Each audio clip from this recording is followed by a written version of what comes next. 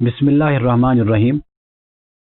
خواتین و حضرات، اسلام کا بنیادی مقصد اگر ہم اس پہ توجہ کریں کہ کیا ہے، تو بنیادی مقصد اسلام کا ابدیت ہے۔ یعنی ابدیت سے مراد یہ ہے کہ بندہ یعنی انسان اللہ کا بندہ بن جائے، یعنی اللہ کے حکم کا پابند ہو جائے۔ قرآن مجید میں انسانیت کو جب اللہ پاک نے خطاب فرمایا تو اللہ نے فرمایا اعبدوا ربکم الذی خلقکم، کہ اے لوگو اپنے رب کی عبادت کرو جس نے تمہیں پیدا کیا۔ یہ جو عبادت ہے، اگرچہ ہم اس کا مفہوم خاص کر دیتے ہیں عبادات کے ساتھ، یعنی مثال کے طور پر نماز کی بات ہم کرتے ہیں تو ہم ایک عبادت کا مفہوم بیان کرتے ہیں، ہم روزے کی بات کرتے ہیں تو ہم ایک عبادت کو بیان کرتے ہیں، اسی طرح زکوٰۃ یا حج کو ہم بیان کرتے ہیں تو وہ ایک عبادت کے مفہوم میں اور ایک تناظر میں ہم اسے لاتے ہیں۔ لیکن حقیقت یہ ہے کہ یہ عبادت کا جو تصور ہے، اس کا تصور جا کر جڑتا ہے عبد سے۔ عبد عربی زبان میں ہم اردو میں اس کو غلام کہتے ہیں۔ عبد کا مقصد کیا ہوتا ہے؟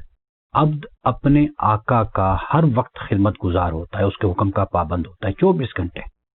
یعنی جب وہ آقا اپنا چاہے اپنے غلام کو، اپنے عبد کو بلا لیتا ہے اور اس پر ایک حکم یا اس کو ایک کام کہتا ہے کہ تم یہ کرو، اور عبد اس بات کا پابند ہوتا ہے کہ وہ اپنے آقا کے حکم کو مانے۔ اللہ سبحانہ و تعالیٰ نے ہمیں عبد فرمایا اور عبادت کو بیان فرمایا۔ اب حج جو ہے یہ بھی ایک عبادت ہے۔ ایک بڑی خاص بات میں یہاں پہ بیان کرنا چاہوں گا، وہ یہ ہے کہ ہم نے فقط یہ بات دیکھنی ہے کہ ہمارے رب، ہمارے اللہ کا حکم کیا ہے، بس۔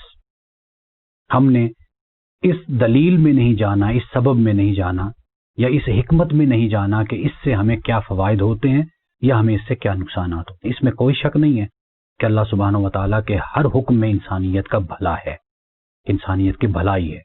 لیکن بعض اوقات ایسا ہوتا ہے کہ آپ دیکھیے کہ جیسے آپ حج کرنے جاتے ہیں تو حج میں آپ اپنے مال کو خرچ کرتے ہیں۔ اگر دنیاوی طور پر دیکھا جائے، ظاہری طور پر، تو کوئی شخص کہ جو مسلمان نہیں ہے، غیر مسلم ہے، وہ کافر ہے، وہ کہہ سکتا ہے کہ آپ اپنے مال کو کیوں خرچ کرتے ہیں؟ آپ اتنا سفر کر کر، یہ صعوبت اٹھا کر، تنگدستی اٹھا کر، یا یہ پریشانی اٹھا کر سفر کی، آپ کیوں جاتے ہیں وہاں پہ؟ یہ سوال کیا جا سکتا ہے۔ اس میں ظاہری طور پر دیکھا جائے تو آپ کا مال خرچ ہوتا ہے، آپ کی جان لگتی ہے، آپ کا وقت لگتا ہے، آپ سفر کرتے ہیں، مشکلات اٹھاتے ہیں، لیکن یہ سب کچھ آپ کیوں کرتے ہیں؟ آپ اس لیے کرتے ہیں کہ یہ آپ کے اللہ کا حکم ہے۔ بنیادی طور پر یہ نقطہ ہمارے سامنے رہنا چاہیے کہ ہم نے فقط اپنے رب کے حکم کو ماننا ہے۔ حج کو اگر اسی تناظر میں ہم دیکھیں، آپ دیکھیے کہ صعوبتیں اور تکالیف ہم اٹھاتے ہیں فقط اللہ کی خاطر۔ اس میں کوئی شک نہیں ہے کہ اللہ کے ہر حکم میں حکمت ہوتی ہے۔ مثال کے طور پر ہم روزہ رکھتے ہیں، روزہ سے ہمیں جہاں روحانی فوائد حاصل ہوتے ہیں، وہاں پر ہمیں جسمانی فوائد بھی حاصل ہوتے ہیں۔ آج کی میڈیکل سائنس بتاتی ہے، ماڈرن دنیا میں یہ بات پروو ہو چکی ہے کہ جو شخص روزہ رکھتا ہے وہ صحت مند رہتا ہے، بھوک کو جو برداشت کرنے والا ہے اس کی زندگی لمبی ہوتی ہے، وہ بیماریوں سے بچا رہتا ہے۔ یہ حقیقت ہے۔ حضور علیہ السلام کی سنت بھی ہے روزہ رکھنا۔ آپ سوموار کا بھی کبھی روزہ رکھتے تھے، کبھی جمعہ کا رکھتے تھے، اور کبھی آپ مسلسل روزے بھی رکھتے تھے، اور 3 دن روزے رکھنا ہر مہینے میں یہ ثابت بھی ہے، جسے ایام البید کہا جاتا ہے۔ ایسے مختلف مواقع پر حضور علیہ السلام جب گھر تشریف لاتے تو گھر میں کچھ ہوتا کھانے کے لیے تو ٹھیک، ورنہ فرماتے آج ہم روزے سے ہیں۔ یہ فوائد اپنی جگہ، لیکن پیش نظر فقط ایک بات رہنی چاہیے۔ وہ کیا ہے؟ وہ ہے میرے اللہ کا، ہمارے اللہ کا حکم، ہمارے رسول اللہ صلی اللہ علیہ وسلم کا حکم۔ یہ بنیادی بات ہے۔ پھر اس معاملے میں جب انسان آتا ہے تو پھر وہ ہرگز یہ نہیں دیکھتا کہ کیا مجھے اس سے کیا ظاہری طور پہ نقصان ہو رہا ہے یا اس سے مجھے باطنی طور پہ کیا فائدہ ہو رہا ہے۔ فوائد اپنی جگہ، لیکن اصل بات فقط یہ ہے کہ یہ خدا کا حکم ہے، اور یہی مقصد حج کا ہے۔ یہی مقصد حج کا ہے، یعنی ہم اپنی ذات میں خود سپردگی کو پیدا کرتے ہیں۔ خود سپردگی یعنی سب مشن، ہم اپنے آپ کو اپنے خدا کے سپرد کر دیتے ہیں۔ وہ جیسے کہتے ہیں کہ سر تسلیم خم جو مزاج یار میں آئے، جو میرے خدا کا، میرے محبوب کا، میرے رب کی جو مرضی ہے میں اس مرضی پر راضی ہوں۔ یہ خدا کے ساتھ راضی ہو جانے کی بات ہے. یہی بنیادی معاملہ ہے جو مسلمان کی زندگی میں اہم ہوتا ہے، اور یہی بنیادی نقطہ ہے جو مومن کی زندگی میں اہم ہوتا ہے. دنیاوی مفادات کو پیش نظر نہیں رکھا جاتا، لیکن اللہ کے دین کی سربلندی اور اللہ کے حکم کو بنیادی طور پر اپنا مقصد بنایا جاتا ہے. آپ یہی بات دیکھیے کہ قرآن جب ہم پڑھتے ہیں تو اللہ سبحانہ و تعالیٰ نے مسلم اور مومن میں فرق کیا ہے. جب اعرابی نے کہا، قرآن کہتے ہیں نا، اعرابیوں نے جب کہا قالت الاعراب آمنا، کہ جب بدوؤں نے کہا کہ ہم ایمان لائے، اللہ پاک نے فرمایا کہ اے نبی صلی اللہ علیہ وسلم فرما دیں کہ لم تؤمنوا، تم ایمان نہیں لائے، ولکن قولوا اسلمنا، لیکن تم یہ کہو کہ ہم مسلمان ہوئے ہیں، اور ایمان ابھی تمہارے دل میں اترا نہیں ہے، داخل نہیں ہوا. یہ بنیادی بات ہے کہ جب ہم حج کرتے ہیں تو ہمارا مقصد مومن بننا ہوتا ہے کہ ہم مومن بنیں. اس لیے کہ زبان سے تو ہر کوئی کہتا ہے،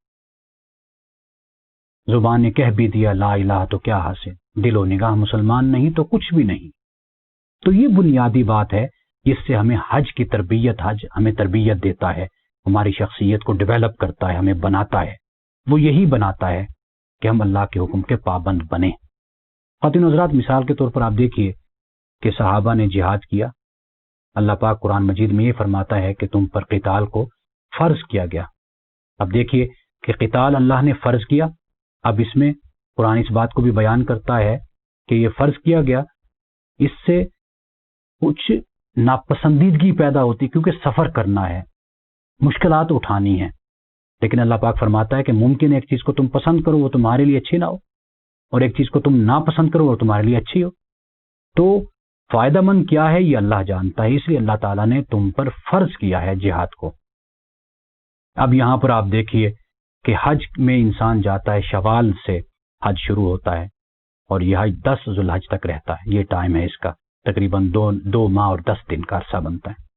اب یہ جو شخص اپنے گھر کو چھوڑتا ہے، جاتا ہے، کتنا وقت اپنے گھر سے باہر رہتا ہے، اپنے بچوں سے، اپنی بیوی سے، اپنے خاندان سے دور رہتا ہے. ایک لحاظ سے وہ مسافر ہو جاتا ہے، غریب الوطن ہو جاتا ہے. لیکن وہ یہ سب کچھ کیوں برداشت کرتا ہے؟ وہ اپنے اللہ کی رضا کی خاطر برداشت کرتا ہے. تو یہ اگر ہماری زندگی اس مقصد میں گزرے، یعنی حج جو ہماری تربیت کرتا ہے اور حج سے جو ہمیں زندگی کا مقصد ہمارا متعین ہوتا ہے، اگر ہم اس پر غور کریں تو ہماری زندگیاں بدل سکتی ہیں، تبدیلی آ سکتی ہے. میں ہرگز یہ نہیں کہتا کہ اللہ کے احکامات پر ہم غور و فکر نہ کریں یا عقل کے دروازوں کو ہم بند کر لیں، لیکن میں یہ کہتا ہوں کہ آپ اللہ کے حکم کو مانیں، اس طرح مانیں کہ جس طرح آپ خدا سے ٹوٹ کر محبت کرتے ہیں. قرآن کہتا ہے والذین آمنوا اشد حبا للہ، ایمان والے اللہ سے بے پناہ محبت کرتے ہیں، شدید محبت کرتے ہیں اللہ سے. تو شدید محبت کرنے والے فقط اللہ کے حکم کے پابند ہوتے ہیں، وہ اس میں اپنا فائدہ، اپنا نقصان نہیں دیکھتے. ان کے پیش نظر اپنے رب کی رضا ہوتی ہے، رب کی رضا. اور یہ رب کی رضا ہے کہ جس سے انسان کو جنت عطا ہوتی، انسان کی آخرت سنورتی ہے، جس سے انسان اپنی آخری دنیا میں جا کر کامیاب ہوتا ہے. قرآن پاک، خواتین و حضرات، اگر ہم پڑھتے ہیں تو قرآن میں ہمیں واضح طور پر اس بات کو بتا دیا گیا ہمیں کہ فمن زحزح عن النار وادخل الجنۃ فقد فاز، جسے جہنم سے دور اور جنت کے قریب کر دیا گیا، فرمایا وہ کامیاب ہے، وہ کامران ہے. اور جہنم سے دور اور جنت کے قریب کون ہوتا ہے؟ وہی ہوتا ہے جو اللہ کے حکم کا پابند ہوتا ہے، اللہ کے حکم کی پیروی کرتا ہے. تو حج کی فرضیت جو اللہ نے ہم پر حج کو فرض ٹھہرایا، لازم ٹھہرایا، تو اس کا مقصد کیا ہے؟ اس کا مقصد یہی ہے کہ جو 2-4 ماہ، 2-3 ماہ، 2.5 ماہ یا اس سے بھی کم عرصہ جو بھی ہم تکلیف میں اٹھاتے ہیں، مشقت میں اٹھاتے ہیں، سفر میں اٹھاتے ہیں اور اللہ تعالیٰ کے تمام احکامات کو پورا کرتے ہیں. آپ دیکھیے کہ ہم کہاں سے سفر شروع کرتے ہیں؟ اپنے گھر سے، اور پھر ہم مکۃ المکرمہ پہنچتے ہیں، پھر اس کے بعد مختلف مقامات پر ہم جاتے ہیں اور وہ سفر ہم کرتے ہیں، اور تلبیہ جسے کہتے ہیں وہ ساتھ ساتھ ہم پڑھتے چلے جاتے ہیں، اللہ کو یاد کرتے چلے جاتے ہیں کہ اللہ ہم تیری بارگاہ میں حاضر ہیں، تیری بارگاہ میں حاضر ہیں. یہ پڑھتے ہوئے جاتے ہیں، ساری تکالیف اٹھاتے ہیں. تو یہ ایک ٹریننگ، تربیت ہے، اور یہ مقصد ہے حج کا کہ ہم اللہ کے حکم کے پابند خود کو بنائیں. اور یہی بنیادی مقصد ہے نماز کا، اور یہی روزے کا، یہی زکوٰۃ کا، اور یہی حج کا.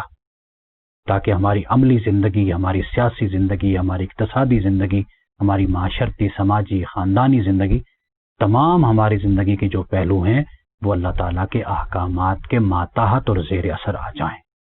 یہ بنیادی مقصد ہے جو حج کا ہمیں سمجھ آتا ہے۔ اللہ پاک ہمیں عمل کی توفیق عطا فرمائے۔ وآخر دعوانا الحمدللہ رب العالمین۔